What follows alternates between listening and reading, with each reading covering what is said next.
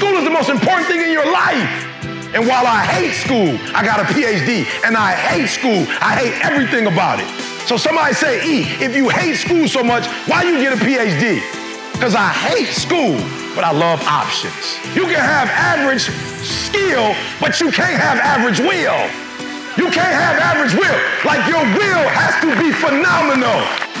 You have to see basketball as the gateway. It's like a passport. Basketball is just your way to get in, and then once you get in, boom, then you dominate. So I'm telling you, you're not taking a test because they're giving you the test. You're taking a test that's about to change your life, your mama's life. And I know if you take the test serious, you'll kill it. When you go through your go-through, your siblings are watching you. When you go through your go-through, your friends are watching you. When you go through your go-through, your parents are watching you. And people will use your strength to get through their stuff. Yo, what's up? It's your boy, E.T. Hey, look. We're here to do three things to all my teachers out there. We're here to inspire you.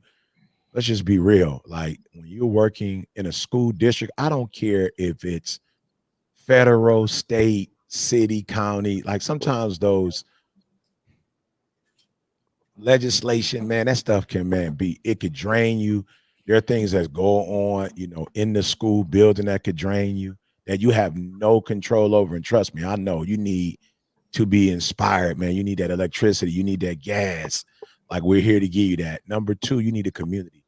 We talk about it all the time. Sometimes teaching could be, man, it could be a lonely environment, even though there are people all around you, depending on what school district you are, above you, under you, right? And then more importantly, I like to believe that, information changes situations. I am not the kid who was homeless in Detroit and a high school dropout because there was certain information I got. Listen to me, I'm not judging nobody.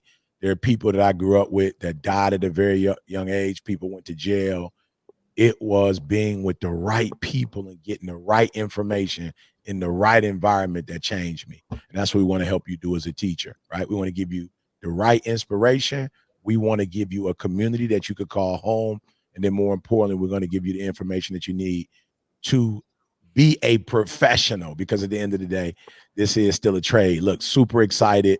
I'm going to pass it over to Katie. She's going to explain to you guys what our topic is today, but I already know what it is. So this is one of my favorites. So I'm ready to dig in. Katie, talk to us. Yay. All right. We're going to move into a back to school series. We know we've got some teachers already in the classroom and some that are gearing up. So we want to be right alongside you as you're heading back to school. And we're going to talk classroom environment today.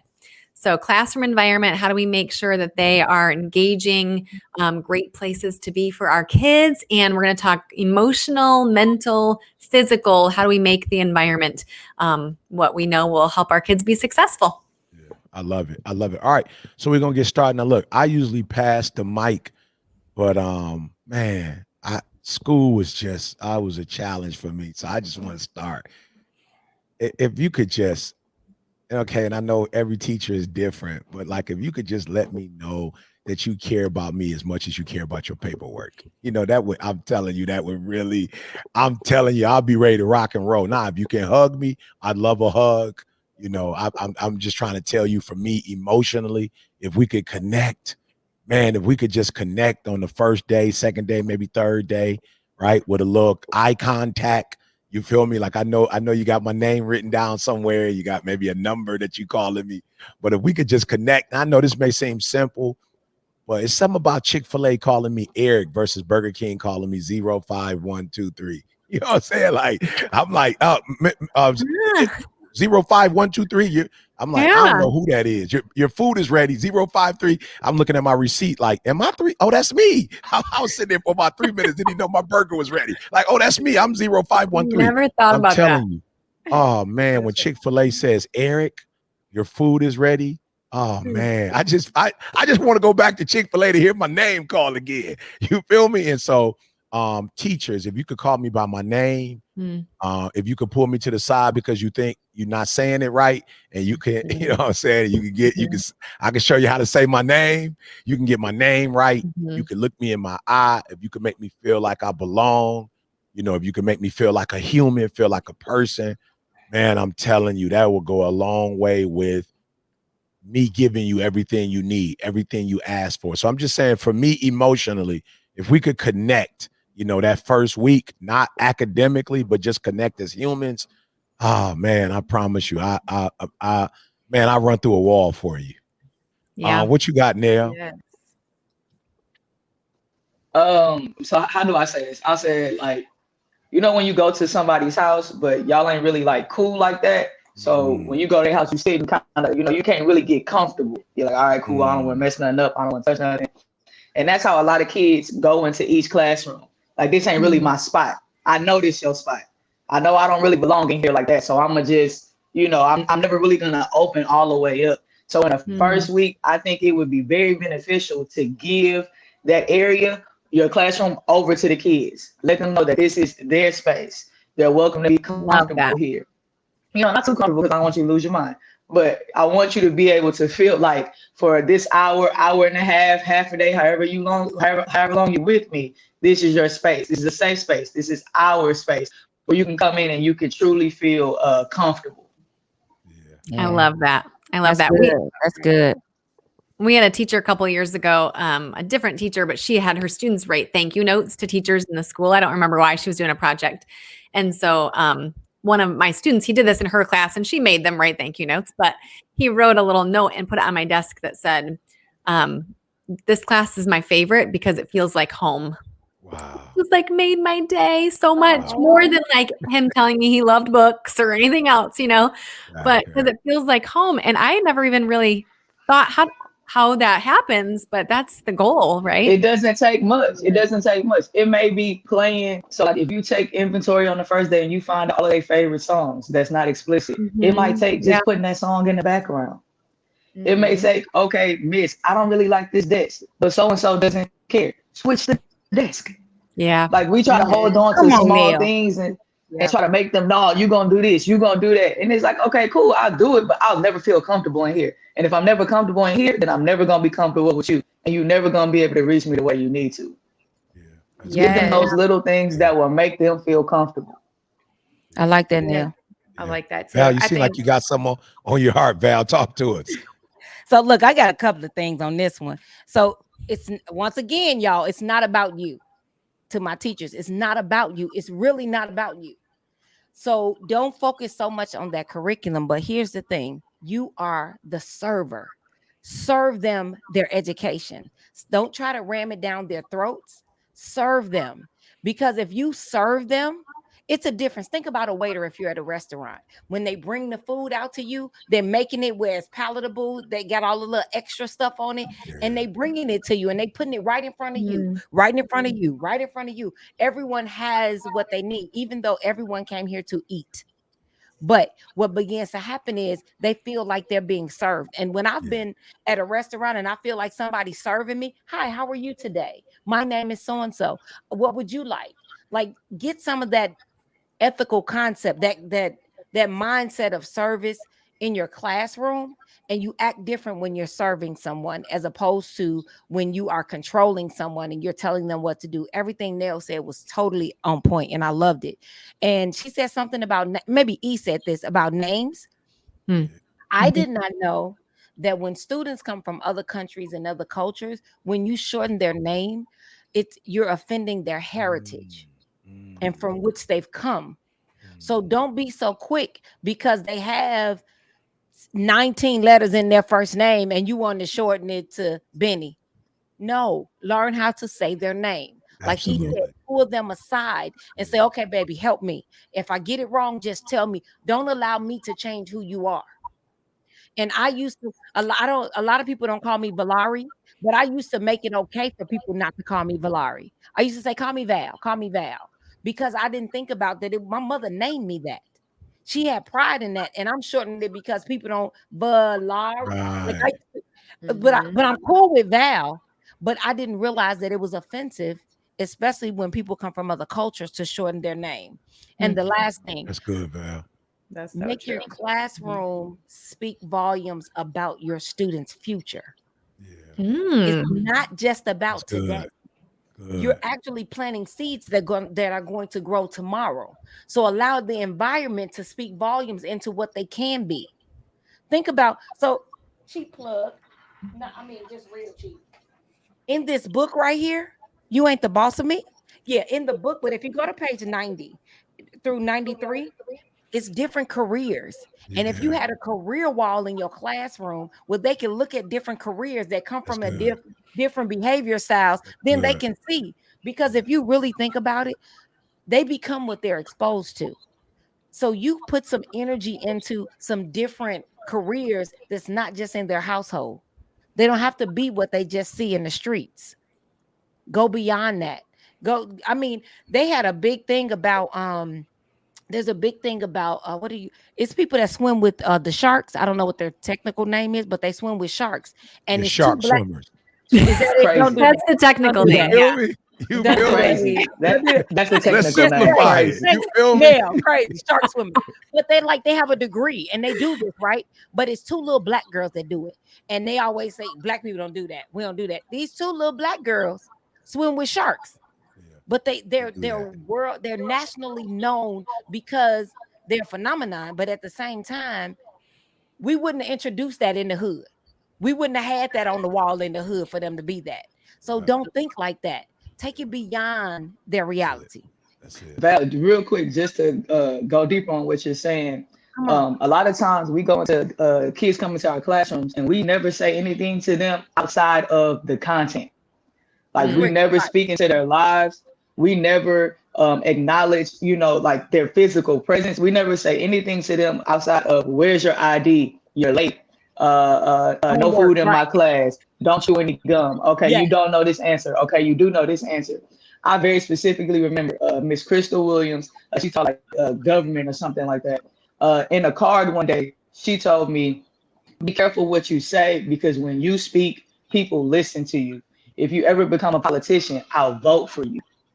And for a second, I thought I wanted to be a politician, but then I was like, But what she was really saying was, Nell, like your voice is powerful, and you have to be careful that when you're speaking, you're saying like the truth and you're being honest. And that has stuck with me.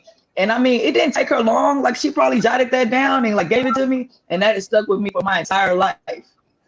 Wow, that's really special. You remember that. That's good, Neil. Sam, talk to me. You've been quiet, Sam. Talk to me. Hey, What do I need to do to get gems right students here. emotionally? Yeah.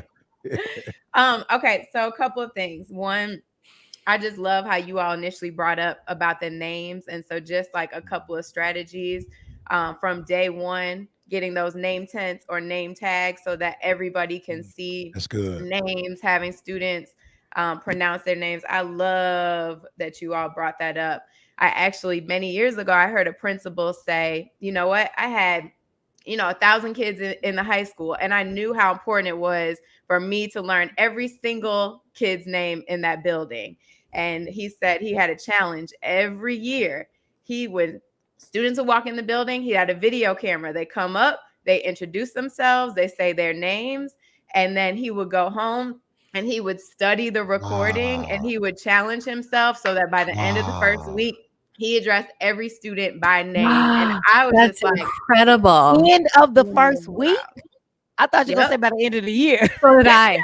End Oh of the my first goodness. week, because he said that was a relationship builder. Like, and if he could go around and say, hey, Nell, have a good day today. Like you said, like being very personal with the students in your building, like that can go a long way. Wow. Yes. Oh, that's good. And then I think, and that goes back to pronunciation. I don't know about you, but for me, like, I love that you brought that up, Val, to say like, hey, let me pull you to the side instead of even saying it in front of the whole class or whatnot.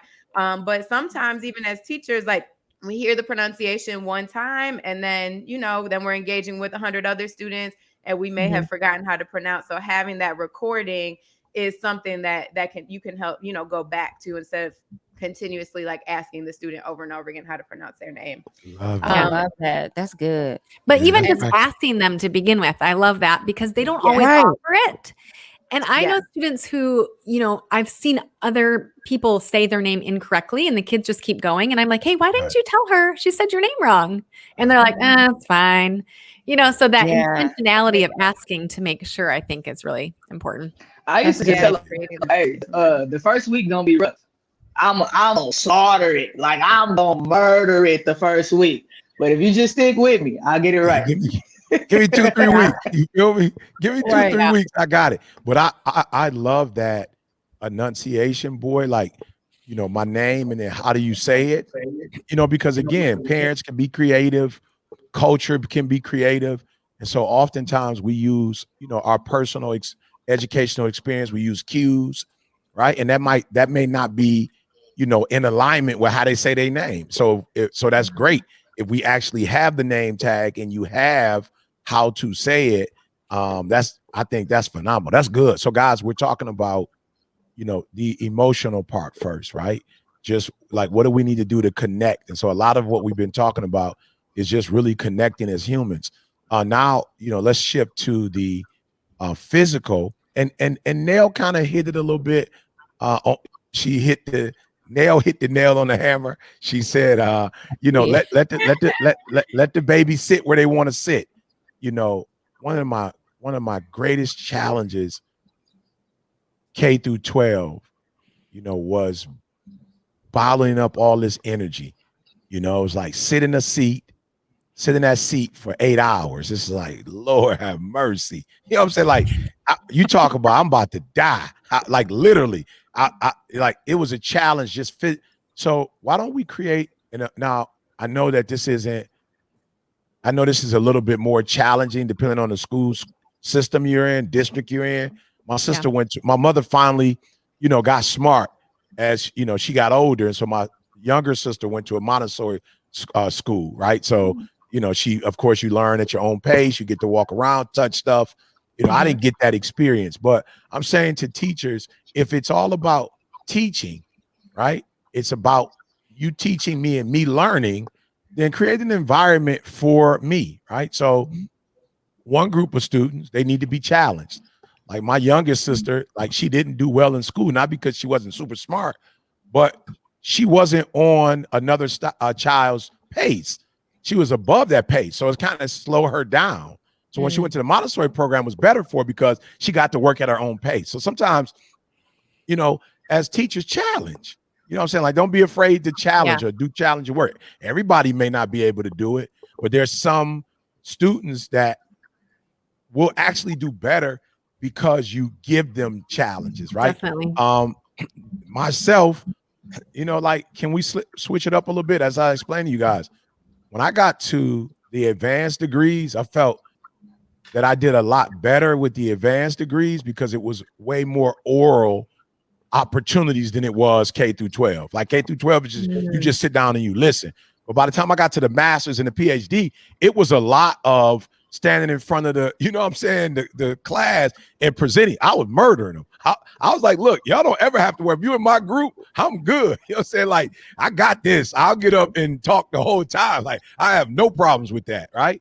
And so, you know, I think that's important. Then there's another group that, like, they really need to be involved. You know, like when you talk about a teacher's pet, that's real. And there's again, there are students who they're blanky. Like they need to come to school and not just be connected with students. They need to be connected with the teacher. They're just students that are like they're just like that. Like they need to be connected to the teacher. Like they need to be connected to the counselor. They need to be, like, for whatever reason, they cling to adults. Right? Don't take that from them. You know, like that's real. And then the last one, and I know this is tough for a lot of teachers, but there are some students physically who need things organized, right? And if you don't have it organized, kind of explain your chaos to them. But there are people like my wife, like she cannot come in an environment and learn if it's not super clean. Like it's just weird. But like when we leave our home here, it has to be spick and span. We come back to our home in Michigan, it has to be spick and span. Like she can't operate, you know. So again, there's a group that needs to be challenged. There's a group that needs to be able to, you know, be free, you know, like an eagle. You know what I'm saying? They need to be free. There's another group that you might call them clingy, if that's what you want to call them, but they need stability. They need to know that every day we're going to say hello. Every day we're going to write our name. It's going to be a word on the board every day. You know what I'm saying? Like we're going to do the same thing every day. And then finally, there's a group, literally, if they walk into your classroom and it's stuff everywhere, they are not going to be able to learn because they need their physical environment, you know, to be organized in order for them to operate. Now, I'm not telling you that you have to be all things to all people, but I'm saying at least you need to be aware of what they need, so that if they don't have it, you're not tripping on why they're not producing at the highest level. That's all I'm saying. Now, at some point, it would be great if you could be all things to all people, you know, but at least you need to understand, oh, this is why the student is doing that. And I can't expect this from them if I can't physically create that for them, if that makes sense. Good. Talk to me, Nell. I see you bobbing a little bit, Hey, Nell. Talk to me. it's because of all things to all people. You know what I'm saying? I'm not God. I don't have capacity, but I do have the ability to help kids meet their own needs. Marie, I noticed that you don't really function in the classroom when it's messy. As soon as you get in here, straighten up the desk for me, get the paper situated. I appreciate you. And like she's gonna do it. She's gonna do it willingly. Like that's her thing. That's her thing. Zach, stand at the door, make sure, you know what I'm saying, you say hello to everybody that's coming in here, make sure they know exactly what we getting into today. Like you give them the task and then they will run. In Texas, we call it TEKS. It's all of the things that the kids are supposed to learn, right? Okay, help me out, I'm a little rusty. Yep. Okay. All right. So but like the TEKS have a end result. So it might be they're supposed to learn blah, blah, blah. And how you know they learned it is by their ability to do blah, blah, blah. Like sometimes we're so dead set on the way we want them to get to it. As long as they get to the achieved ability, it doesn't matter. It doesn't matter if they got there from your worksheet. It doesn't matter if they got there. It's not about you or from that assignment that you spent all Sunday hashing out. It doesn't matter. If a discussion takes off in your class and then you can look each of those kids in their eyes and know that they received what they were supposed to receive today, that's fine. It's okay. Next day. Love it. Yes. I love it. Talk to me, Sam. Talk to me, Sam. I love, and this is pulling together like some things that you already said, but you know, that first week, I don't know about you all, but I used to love setting up my classroom before I would be at the school till 9 o'clock at night. Me like, too. okay, we got to get this poster in these colors and all this. And you know, sometimes like some teachers didn't have enough time. I mean, we all know you're planning, you're going through PD, you have like a day or two to set up your classroom. And like, I never felt fully prepared, right? But I think you all bring up a great point of how do you co-create the space? And so, yes, there are things you want kids to feel like excited and welcomed and all of that. So there are certain things because, you know, when you come into an empty classroom, you're like, do you care about this class? Right. You want to feel like they put a little effort in. Yeah. Y'all, they used to dock my my little teacher thing all the time because my classroom looked so naked. But that is a strength for some teachers, and that's a weakness for others. And I think, how do you bring the students in to say, like, you know what, this isn't really my thing, but ultimately, even if that is your thing, how do you co-create the classroom space? And I'm hearing a lot of that because I think that's so important, whether it's the classroom like community rules that you're, you know, creating together, it's what goes on the walls. Like, how do you incorporate that into like, you know, team building and in the first week and co-creating that space together? And then I think that jobs part that you just said, Nell, like, you know, in high school, you think about that as like, oh, elementary, like I'm going to pick up the papers and like, I'm going to pick up the pencils. But high schoolers love to have leadership jobs, like however you want to call them. This is the leadership team for the day. This is your task. Like there's so many tasks that us as teachers, like we just can't do it all. And how do you really co-create and collaborate that space, you know, with the students to create that space so that you all can have a phenomenal year together?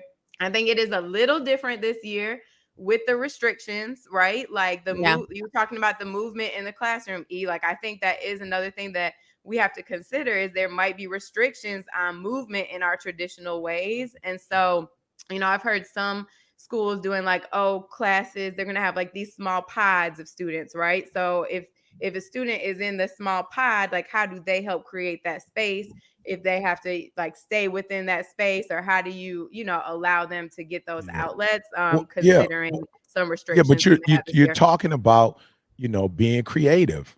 And as you're speaking, I'm just like thinking even now, you can still do that kind of stuff virtually too. Like you can still greet people before everything starts virtually. You can still spend 3 minutes organizing, saying, "Hey guys, this is how we're going to organize. Like we're going to break down the class. Phase 1, we're going to do this. Phase 2, phase 3, and then we're going to wrap it up by doing that." You know what I'm saying? So even though you may have to be a little bit more creative, the instructor as well as the students, we talk about co-teaching, they can still do their part virtually. Why? Because virtual is more work. It's sometimes virtual is more work. Just because you at home, you on the computer, it's still more work.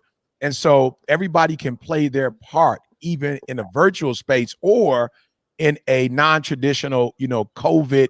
I was going to say post-COVID, but I don't know that it is. I think I think we wanted to say post-COVID, but we're not there yet. We're not there yet. But I think we can still be creative. And so maybe we create a small document where we kind of give teachers some cues on, hey, if you're doing a small pod or if you're doing a virtual boy, here's some tips or something that help you out. Katie, your thoughts on physical? What can we do in the physical environment to help kids adjust and really do good this year in school? Because hey, I don't care if you're virtual or you're in the building, learning still has to take place. For sure. Yeah. A couple things that are literacy things I always want to bring in, but they can apply to any content area and any grade level too. Whiteboard messages. I know I talked about this to our extreme teachers at the conference too. I always do a whiteboard message where kids can answer the question on the board. Maybe we talked about this earlier on a podcast, actually, now that I'm thinking about it. But it's a way for them they're writing something down every day, but they're answering a question that you're getting to connect on. And I thought of that when you said student jobs, because that was like one of those things I kind of dragged every day. I had to make sure I did that. And one of my students just asked me once, can I write the whiteboard message every day? Wow. Yes, please. Wow. So she would stop by after her last hour, clean off the whiteboard and write up the new message for me. Wow. And she loved it. And it was like a connection piece every day. Sometimes it was a favorite song. Sometimes it was, a content question from the day before, but they expected it every day. And it also transitioned virtually really easily. So it was a question of the day that I used when I met with students through Zoom virtually every day as well. So that like connection piece, and it had some literacy involved. So I love that. And then my second one, this may be more a little for the English teachers or elementary teachers, but books on display. I really strongly believe in that in a classroom when we talk about physical environment, that we want to make them look enticing, right, for kids to pick up. So if you think about when you walk into a bookstore, books are like set up on little displays, right? They're facing out or they're set up by genre and you can see the covers, and like they have the ones out on the tables that people actually want to read, right? And in a classroom, sometimes we have our books all like up so that you can only see the spine, or maybe the ones are out in a huge stack of them that we're going to make them read, but they're not always their favorite. But it's really, really powerful if we have books up on display that are high interest books. And that for first graders or 12th graders, it makes them want to pick up books, even the kids that don't like them. They're like, what is that book over there with that boxer on it? What's that one? Like things that they thought maybe they didn't want to read before. But if we put them up and we make them look enticing, I think that is a really powerful way to set up our environment that encourages learning. No question. Oh, Val, Katie, I'll say real quick, any kind of media that has to deal with your core content, like movies, books, songs. So I guess the movie Hidden Figures, like that's math. Whatever's, like some kind of crazy documentary or whatever, any kind of content outside of your classroom, media outside of your classroom that can bring the kids in. Hey, if y'all get a second, watch this on Netflix. Hey, if you get a second this weekend, pick this up. Like this is kind of dealing with what we've been talking about all year. Anytime you can bring them in with outside media, it's perfect. I love that. High interest. And, Val does a big thing when she trains either teachers on the, flight assessment, personality assessment. She does the Avengers. So she shows the kids through the Avengers their personality. If you're Hulk, if you're Iron Man, what I'm saying? Like she breaks it down, Captain America, like she breaks it down, and you could see the kids like, yo, that's my personality. You know what I'm saying? Like I never even thought about that before. And so now And the reason why, they call me the hip hop preacher, to Nell's point, all of my messages were centered around the latest, songs, hip hop songs. Why? Because one of the things I think people forget as teachers, clues and cues are important. Like if I can connect my lesson to your prior experience, like you're going to be able to absorb it a lot better. You feel me? And so I would, do songs, when I move, you move, just like that. That was a popular song at the time. I might talk about, Dear Mama on Mother's Day. We talk about Dear Mama and we play Pac, right? Or we play Boys to Men, right? Come on. This is something they're already familiar with, which is why when I do the assessment, I use flight assessment, pilot, flight attendant. Why? You're talking about over 100 years of theory, right? That's a lot. But when you do symbols, people know what symbols are. I don't know how kids know what the golden arch is from birth, but they know they want McDonald's. I'm like, how did you even know McDonald's existed? They know they want the Happy Meal. It's the golden arches, right? And they put those symbols up all over the freeway, all through the streets. Why? So people can see them. And whether we know it or not, kids are seeing this big yellow M and they're building a relationship with it, right? And so, I remember kids, used to bring McDonald's. If your mom brought McDonald's to you, for lunch, it was huge. Like, yo, my mom, what you get? McDonald's. Oh, you got McDonald's? Like, your mom bought you Arby's. It was like, your mom bought you Arby's? Like, what is that? You feel me? And so I see Valari do it a lot. And teachers, hey, figure it out. My movie for a long time, and I'll get to this when we do the Mental Boy, was Antoine Fisher. With Denzel, and that movie, just the kids were watching and just go, yo, I could see that connection. So Val, for you, anything physical before we go to the last one, mental? Oh yeah, let's go. All right, I'm gonna run down it because I was over here waiting. Y'all had me like, oh yeah, y'all had me thinking all kind of stuff. Okay, so I am reading that. It's a card just says I am reading. You ain't the boss of me. I love it. You letting them know that you read and they'll want to read, or they may go pick up that book. So you just have a sign. So what we used to do in my old school, all staff members had to take a picture. We did this too. Under it would says I am reading, and they could write on it. We laminate it. They could use a dry erase marker, whatever they're reading. All right, prepare them.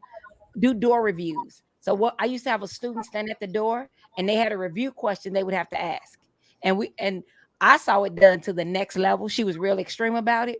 She stood outside it was a Spanish class. So she would ask them a question in Spanish and they would have to answer in Spanish on their way into the class. And she asked the same question to every kid. So guess what they used to do? The kids that knew the answer would move to the front of the line. The ones that didn't know would move to the back of the line, but they started learning from each other because they could hear their peers saying the answer and how to pronounce the words and everything. And then they would get it right because they were at the end of the line. But the day the kid that you don't expect to answer the question right jumps to the front of the line, it's a win-win. Yeah, and it's fun. You might even, it's one of those things that I call no grade questions. You have to do a no grade question sometimes. Everybody has a birthday. Everybody has a favorite color, or they don't have a favorite color, but they're not getting points off because they didn't answer the way you wanted them to answer. It's not about you. That's it. It's not about you. All right. So here's the last and final one. Yes. And guys, hey, it's Dee Dee's 50th birthday. So I'm really not supposed to be on here. So I'm going to answer first and get out of here. Y'all figure it out. Hey, Brandon, please kill your office. All right. Val, bring him in. I'm going to come back and watch this afterwards. I just don't want to get in trouble. I was supposed to be off work, but I was like, I got to get on. Here's the last one, the mental one, right? Guys. Man, this one is so important. And teachers, I know you got a lot going on. So maybe this is where you kind of rely on your other teachers, your co-teachers, your students, right? To be aware, to be sensitive of the pulse of what's going on in the classroom. Because sometimes it's hard for you to be all things to all people, but like have somebody in your room who's an observant person, who's aware, who's intuitive and can feel. But I went to school homeless for 2.5 years. And I'll be real, some of my teachers didn't even know I was homeless. All right, they had the slightest idea. So what am I saying? It's tough. It's tough to learn the Pythagorean theorem when you slept outside all night. It's tough. It's tough. It's tough to learn the 8 parts of speech when you have an strained relationship with your mama, right? And you're not getting the hugs from your mom, you and your mom not talking. Like I was going through a lot, y'all. And I'm not stupid, I'm not dumb. I was just distracted. You know, I was distracted. And there are a lot of kids who are homeless. There are a lot of kids who come from foster homes, you know, and some of those foster homes are good homes. It's just that they're having a hard time transition and some of them aren't. And there are things that are happening to kids, you know, at home that they're coming to school and it's just tough. So this is how I became a known motivational speaker. Because of what I went through, I would literally come to class in the first 5 minutes was that whiteboard where I would pull a particular theme or something from a book. I'll give you guys my favorite book, Dennis Kimbrough, Daily Motivation for African American Success. It's a daily book, 365, quick 1 minute, 2 minute stories. And I would start my class with that motivation. I would start that class with, and again, some of you use my videos. You see how it shifts just that mental, you know, like the mental space of a person. It gets them focused, right? And again, it's hard to learn when you're not focused on learning. So let's just spend the first 3 to 5 minutes getting everybody prepped. Like I said, I don't really eat chicken like chicken out and okay, Gracie's, they fire chicken, right? There's a place called Yard House in Vegas, right? Good. So I'm just being real when I think about, you know, just the importance of prepping, you know, like I don't think we put that, you know, into play, into note, like prep. And I remember, you know, Thanksgiving, man, was so fire. Christmas, like whenever my grandma cooked, and you heard me talk about it on the mixtape, she prepped. I mean, 3 days before everything started, grandma started. So, you know, you got Thanksgiving on the fourth Thursday. My grandma starting like on Sunday, Monday. You feel me? And for those of you who have my turkey, you know I start on Sunday. I start seasoning that joker. I start like my grandma, you know what I'm saying? I let it sit, marinate in those sauces and those juices, right? And that's what my grandma did. So grandma didn't start cooking Wednesday for Thursday. And so, you know, same is true, y'all. Prep. We got to prep.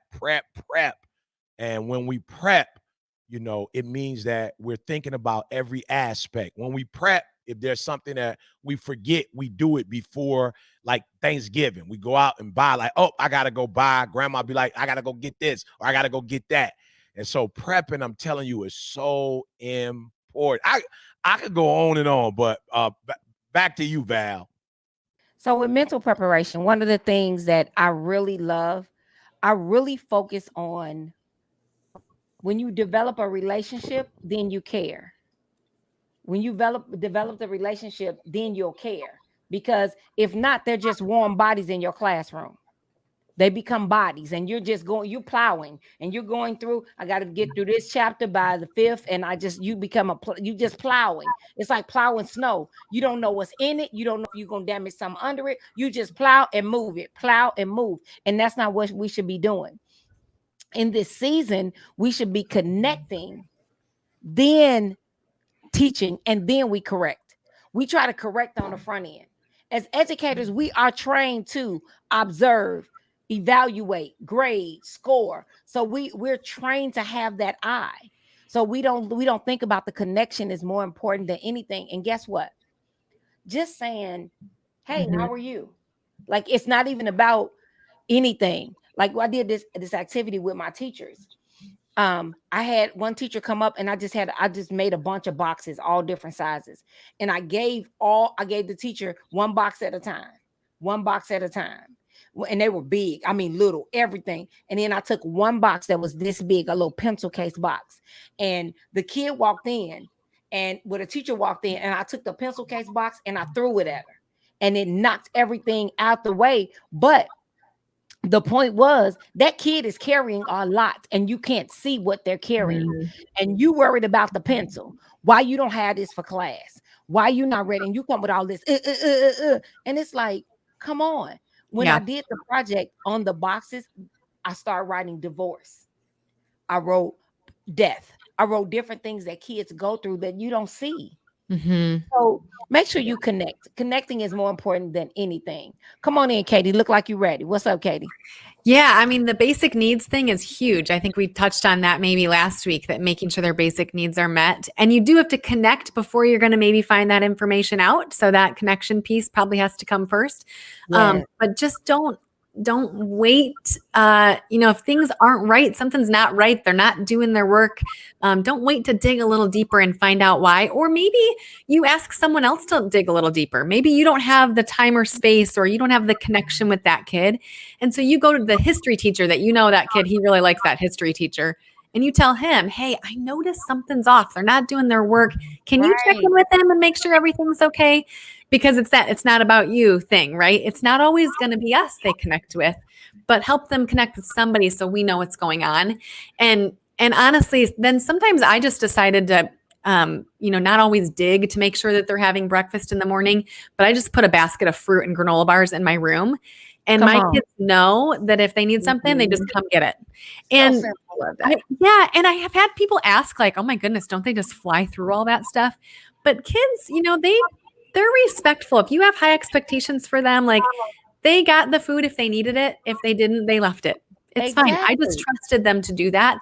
And then honestly, one time my I'm sorry, I'm forgetting what the position is called, but somebody in the cafeteria noticed that I was doing that. Come on. Yeah. And he was like, are you just buying that stuff? I'm like, yeah, it's fine. It's just some fruit and granola bars. And he was like, I'll start bringing stuff down too. So, you can ask other people to help with that, but just having a bowl of fruit and granola bars in your room goes a long way for kids to know, hey, if your basic needs aren't met, it's fine if you eat in my classroom as long as you're doing your work. That's what Katie, you didn't wait on the principal you didn't go to the principal and say, I need $20 to buy fruit. Right. It's some stuff you're going to have to do yourself. Yeah, it was just worth it to me. You have to go to the union to put a bag of granola bars in the back of the room. Like, stop doing that. I don't know if I was breaking the rules with the eating in the classroom either, but it's like one of those things. It's like, whatever, it's not that big of a deal. Let's just meet the kids where they are. Whatever it takes. This is not supported by extreme teachers, but sometimes it's easier to ask for forgiveness than permission. Then it actually a few times. Oh, yeah. All right. Come on in here, Neil. You ready? Come on, Neil. So just to Katie's point, I used to just take like a little trash bag in the morning and go collect all of that food that all of those privileged kids was leaving on the tables at the end of breakfast. It'd be like bananas, it'd be them Pillsbury dough little things. Yeah. I just go collect. Hey, those my favorite. I used to go just collect all of them, and then I would sit and eat them in the classroom, and the kids be like, "Miss, you eating that?" I'm like, "Yes," and I get paid as a teacher, and I'm eating this, and it released them, it freed them, yes, and you can eat it too. You're not too good for these Pillsbury dough breakfast treats. Right. But the biggest thing that I feel like I did wrong in like my first year and a half of teaching was all of the kids who were just like me loved me. And all of the kids who weren't like me wanted to love me, but couldn't connect. And so after about that first year and a half, I started realizing that all these kids that I say I'm liking, I see myself in them, and that's why I like them. And I was very intentional about learning who I wasn't, what personality I'm not. So I'm not extremely organized. I'm not quiet. I am observant, but not the most observant. And I start making sure that I was building relationship equity with those kids who didn't have the personality that I did. That. And not making them feel bad because they don't have a gift of gab. I don't need you to have a gift of gab. I just need you to speak when you need to speak. Not making them feel bad because they love organization, and it really impairs them if like this. If you don't have this together, I really can't receive what you're trying to tell me. So the biggest thing that I feel like I did mentally was take inventory of what I wasn't, so that I could like fill those relationship voids with my kids. Oh, that's good. That's good. Come on, Sam. I see you leaning in. Come on. Yeah. So I think like this has been a topic more recently, is like the mindfulness, right, aspect of like how you bring that into the classroom. And so when we think about like supporting students mentally, when you think about as a teacher, like supporting yourself mentally, definitely have seen people pause and take a moment within the class to have everybody, you know, maybe it's the Headspace app, maybe there's a YouTube video or whatnot where the whole classroom can take a break and do a mindfulness exercise. It could be that you have a mindfulness corner, right? And so I think like Katie was talking about, oh, like you're not able to reach the kid at that moment. And sometimes I think some mistakes that I made was like, oh, I want to handle this now. Like, I'm ready. Like, let's have this conversation now. Let's deal with this. Like you said, Nell, earlier, like, so then we can like all move on and carry on and learn together. But some students need that break and they're not ready to talk right now. Right. Yeah. So maybe you have that corner where they can go take a break.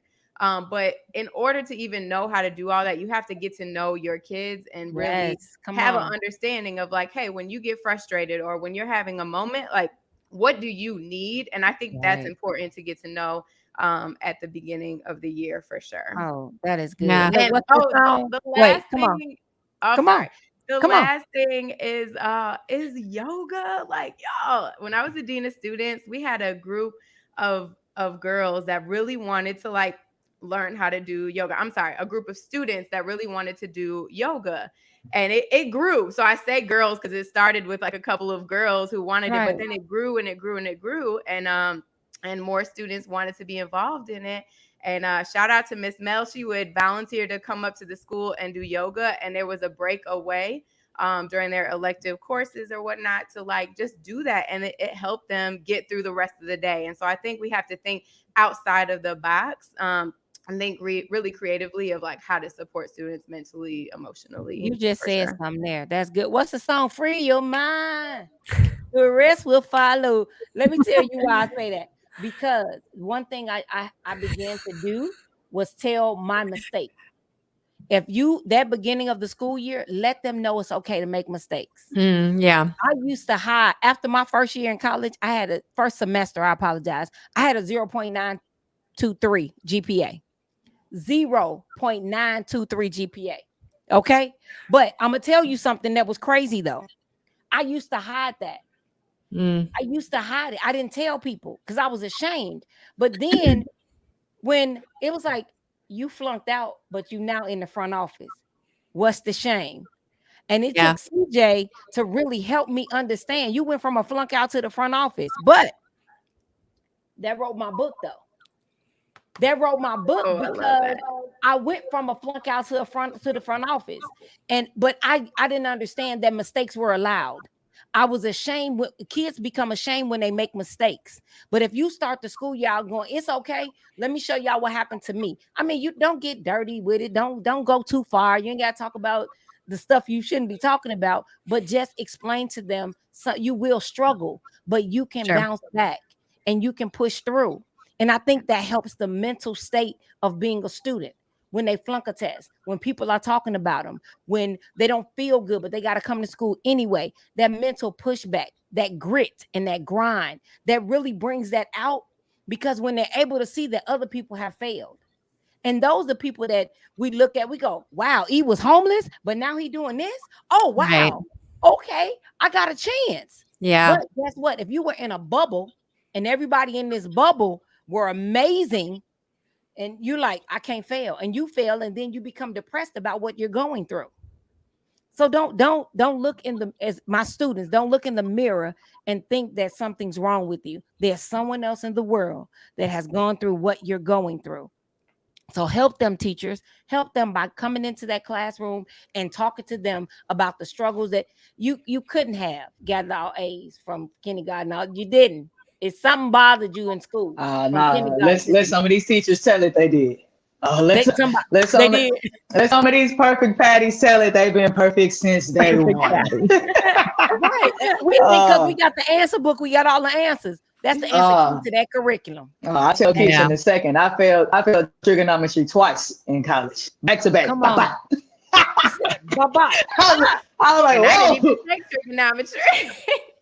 Me neither. I was like, well, I didn't even know I was capable of failing something. I failed it the first time. I was like, clearly that was a fluke. Again, I said, oh, college different. Oh, right. And you've never been in that grade before. Most of the time, you've never been in that grade before, right? So it's all new. So don't come into it thinking I got this. I'm man. Look, y'all, I'm 54 going back to school. I start Monday to start my doctoral program. And understand this. Y'all talk about sister nervous. I was like, so then the cat, you flunked out of college once now. We not okay. All them that stuff, but that's not the voice I'm listening to. It can come, but the voice that's speaking louder to me is that voice saying I can do it. That voice saying, oh, but when you done, don't let me get around here and start feeling like say I will put on Pomp and Circumstance, the graduation song. I'll be here by myself. Duh, no. You have to really, really speak over yourself. Yeah. So you will go through some things mentally.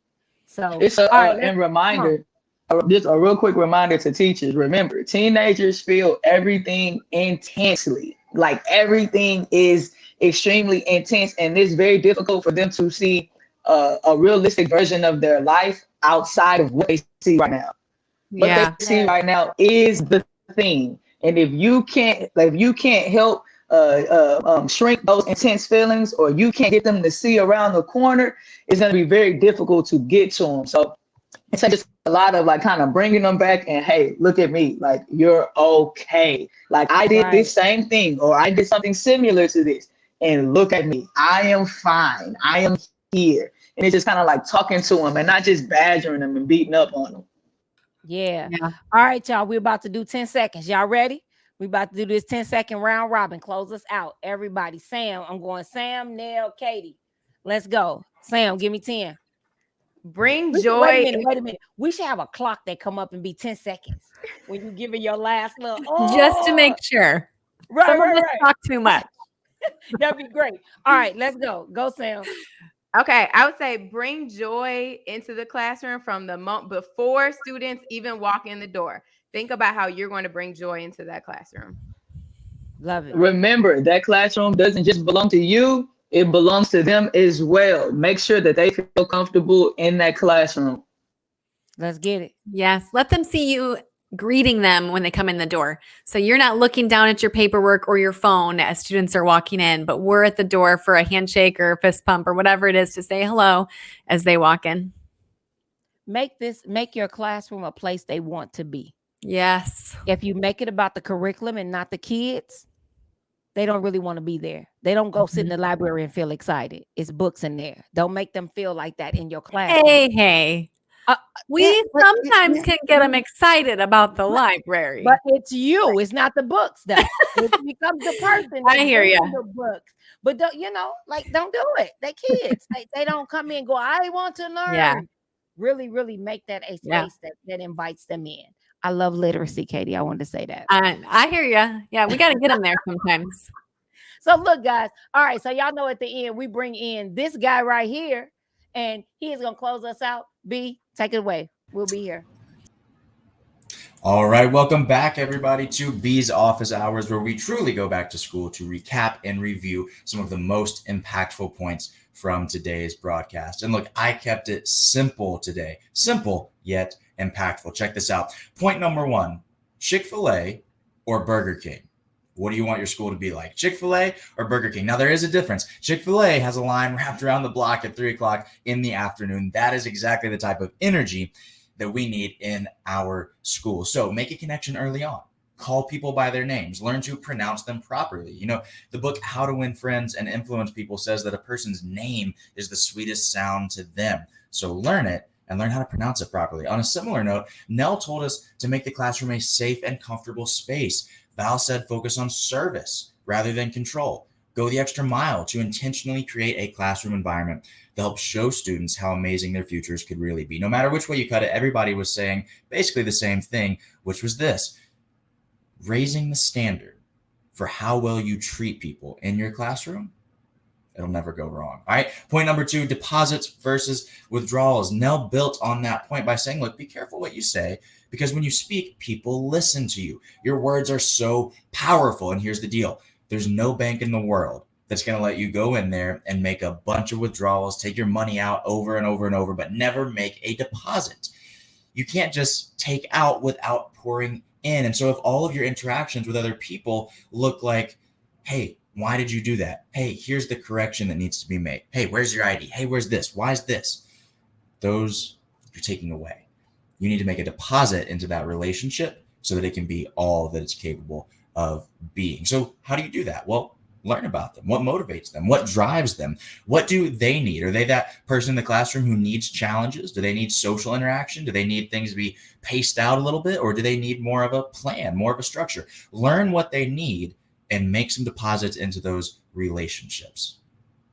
Point number 3, create versus wait. Now, Sam said this one. She said, how do we collaboratively co-create a space with the students to make the classroom jobs or roles and distribute those properly to make sure that that physical environment is conducive to learning? How exactly do we do that? And certain things always apply. It doesn't matter if we are virtual or in person. Some things are just constant. And there's things that we can always do. Greeting people when they come in, whiteboard messages, questions of the day, a I'm reading list or card, like Auntie Val mentioned, putting certain books on display. You can't desire something that you've never seen before, that you've never been exposed to. So putting certain books, putting colleges that they might want to go to one day, career ideas, putting those in the environment, it plants the seed mentally, and that seed grows in the minds of those students. And when you create the relationship and you set up the environment intentionally and deliberately, that mental preparation that ET spoke about, it's going to come naturally. Now, look, as always, if you have any questions, comments, concerns, or you want the Extreme Teachers team to come to your school and do a professional development, please email us at info@extremeteachers.com. And also check out our website, www.extremeteachers.com, for more information on all of our products, services, free PDs starting up this September, all sorts of things. We've been busy making sure that no matter what it is that you need, we've got it. And hey, students, teachers, admin, whoever you are, if you've got an extreme teacher in your life, we want to hear about them. Email us at info@extremeteachers.com with your story. Speaking of, I want to read something to you really quick. This is this week's Educator Spotlight, and I thought it was absolutely phenomenal. So listen to this. It says, I work at an alternative academy, and it is really tough sometimes, but it helps to have an administrator that totally backs his staff, hires only the best educators, strives to bring the pack together, and puts in way more than he takes out. My principal, Casey Miller, is way more than just an evaluator. He has chosen to take our program to a whole nother level. We've discarded our traditional roots in exchange for a more holistic and progressive approach to learning. We've traded in Romeo and Juliet for E.T. and Inky Johnson. That's Shakespeare status right there.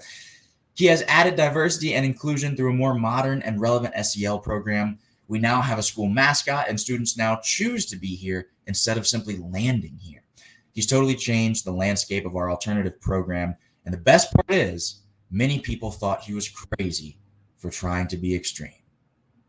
You guys got to hear that one more time. The best part is, many people thought he was crazy for trying to be extreme. But now those same people are coming and asking how they can manage their programs. Oh, and our bounce back will not be a bounce back. We killed it last year because we stay ready. How is that for an extreme teacher testimony? That was sent in by Mark Jeffrey. So Mark and Principal Casey Miller, we see you, and we appreciate you. That is awesome, everything that you are doing out there. Now, look, I know I'm usually the one who comes in at the end here as the consummate professional and closes us out as if we're on primetime television. But for whatever reason, it's been on my heart lately to just say this.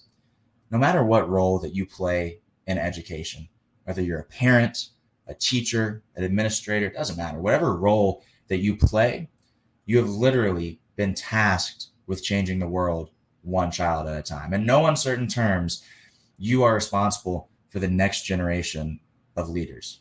And I just wanted to let you know, in case nobody else has said it recently, that you are deeply loved, highly respected, and sincerely appreciated for everything that you do. And not just what you do, but the person that you have to be to do what you do. So from the Extreme Teachers family to you, thank you for watching the Extreme Teachers video podcast. We'll see you on the next one.